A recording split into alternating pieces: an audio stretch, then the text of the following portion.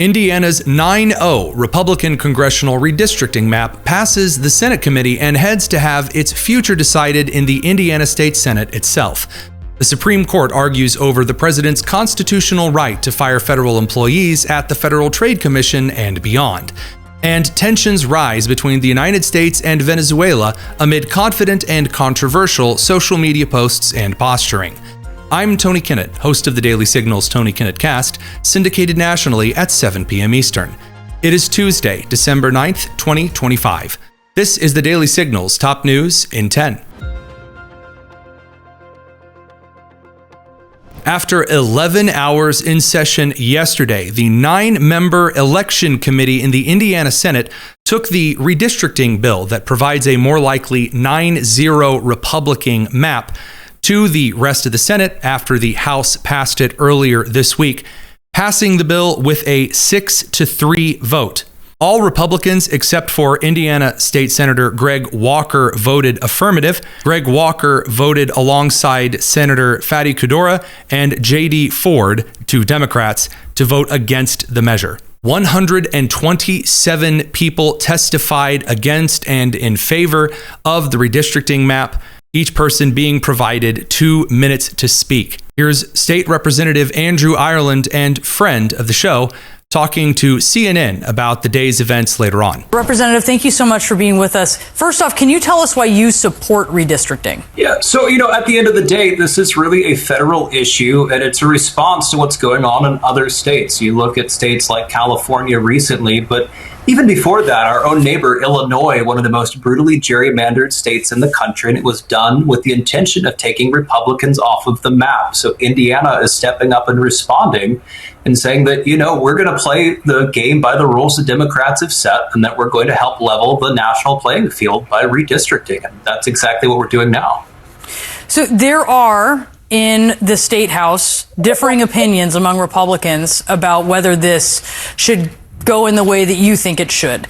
Senate President Pro Tem Roderick Bray is saying that there are not enough votes to pass the new maps, even though, obviously, as I outlined, there is this Republican supermajority. Do you think there's enough votes? Well, I'll say that, in the House, we overwhelmingly supported it. We passed it with something like 80% of our caucus supporting it.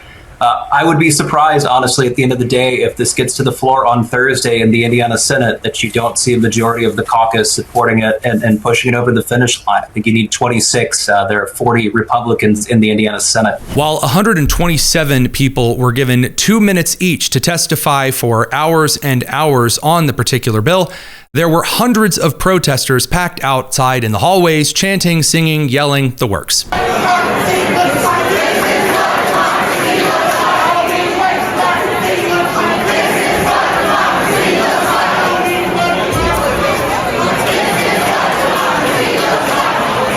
Meanwhile, the Supreme Court of the United States heard oral arguments over President Donald Trump v. Slaughter, an instance in which the President of the United States had his constitutional ability to fire members of the Federal Trade Commission questioned due to a classic Americana rule called Humphrey's Executor.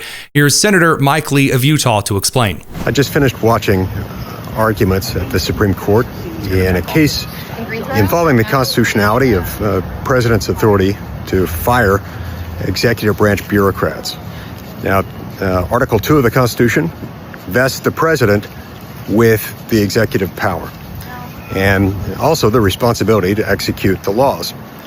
When the president sees that the laws aren't being implemented consistent with what he deems appropriate, he should be able to fire them. And that's what the Constitution contemplates. There's a Supreme Court ruling from about 100 years ago called Humphrey's Executor. And Humphrey's Executor says that the president can't fire those employees, especially if they're part of certain multi-member lawmaking and law enforcement commissions that are sort of a hybrid.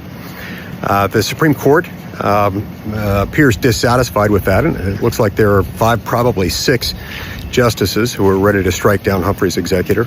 It would be a good day for America and for the Constitution if they did that. Look forward to seeing how the court decides this in a few months.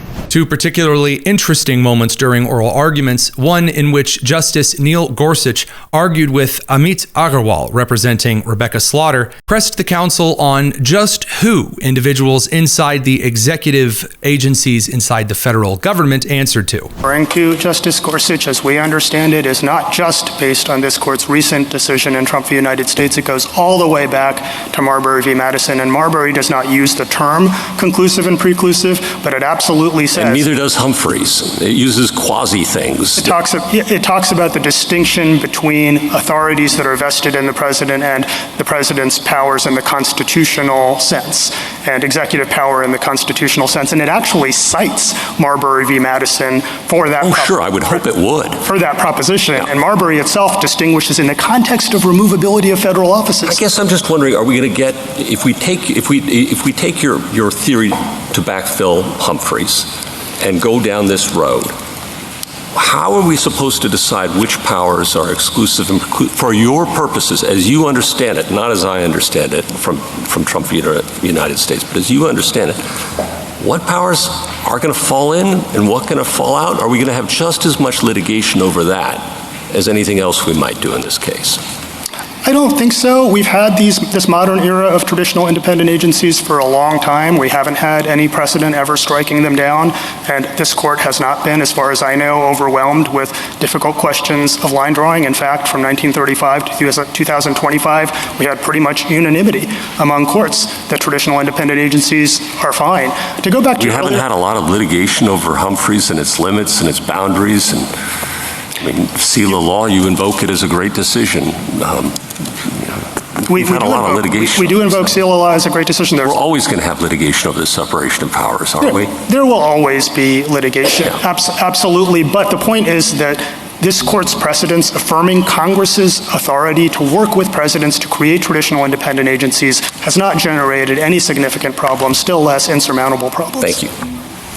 And liberal Justice Ketanji Brown Jackson, appointed by the Biden administration, tried to get her mind around the balance of power between the legislative branch and the executive branch in how federal agencies are operated. I'm trying to understand why you think that Congress is somehow less democratically accountable for the way in which it constructs these agencies and determines the term of office of the officers. You seem to think that there's something about the president that requires him to control everything as a matter of democratic accountability, when on the other side we have Congress saying we'd like these particular agencies and officers to be independent of presidential control for the good of the people.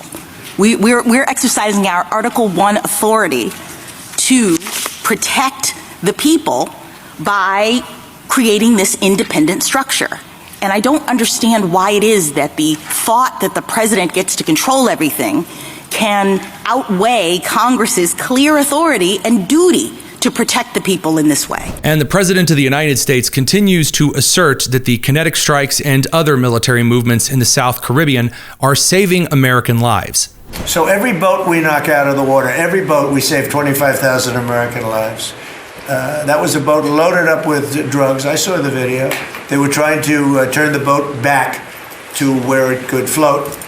And we didn't want to see that because that boat was loaded up with drugs just like everything else. But every boat we shoot down, and I don't know if you know, we're 92 or 94% down in drugs coming in by the sea. President Trump isn't the only one making continued statements about Venezuela and narco-terrorist boats in the Southern Caribbean. Senators like Rick Scott of Florida have been making the case that Nicolas Maduro is not a true leader of Venezuela in the democratic sense, but a narco-terrorist and a dictator. Here he is on Fox yesterday. Well, first off, I really believe we're going to have, before Christmas, we're going to see Maduro out. Let's remember, he's an indicted drug trafficker. He lost the election. He's not the president of Venezuela. He's the head of drug cartels. The U.S. Southern Command, or SOUTHCOM, has carried out a series of kinetic strikes as well as military interventions in the Eastern Pacific Ocean. In a social media post by SOUTHCOM yesterday morning, a U.S. service member was depicted with a Jerusalem cross patch on his helmet.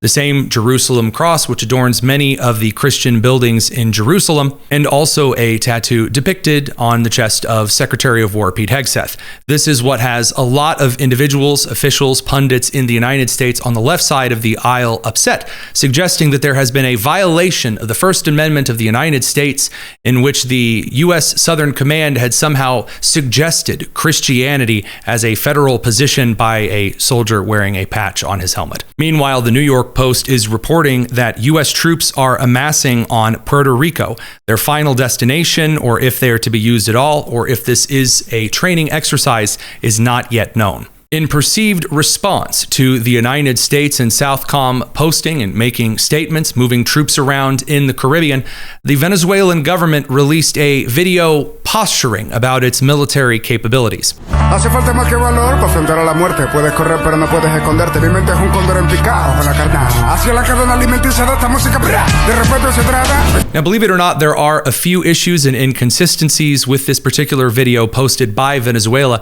but to get a look at those, you'll have to head over to the Tony Kinnett cast this evening, which you can find a link to subscribe to in the description below. I'm Tony Kinnett, and this has been the Daily Signal's top news in 10. Take care.